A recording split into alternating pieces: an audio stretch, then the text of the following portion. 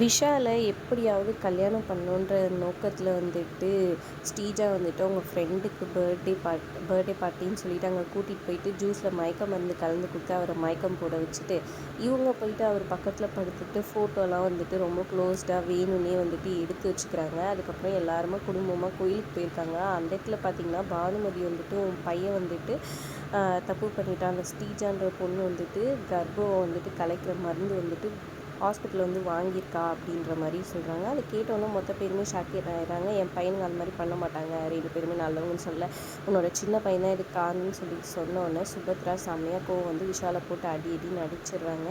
அப்புறம் வீட்டுக்கு வந்தோடனே இசை வந்து சொல்கிறாங்க, இல்லை அத்தை நீங்கள் அப்படியெல்லாம் நம்பிடாதீங்க, கண்டிப்பாக இதில் வேறு ஏதோ ஒன்று சூழ்ச்சி இருக்குது, எதையும் வந்துட்டு மற்றவங்க சொல்கிறத வச்சு நம்பிடக்கூடாது, இதில் ஏதோ ஒரு பொய் இருக்குது அப்படின்ற மாதிரி சொல்கிறாங்க. இசை எப்படியும் விஷாலை வந்துட்டு தப்பு பண்ணலன்றதை நிரூபிக்க வைக்க போகிறாங்க. அப்போ தான் கொஞ்சம் கொஞ்சமாக ஸ்ரீஜாவை பற்றியும் வந்துட்டு விஷால் புரிஞ்சுப்பாருன்னு எனக்கு தோணுது. நீங்கள் என்ன நினைக்கிறீங்கன்றதை மறக்காமல் கமெண்ட் பண்ணுங்கள். வீடியோ பிடிச்சிருந்தா லைக் பண்ணிக்கோங்க.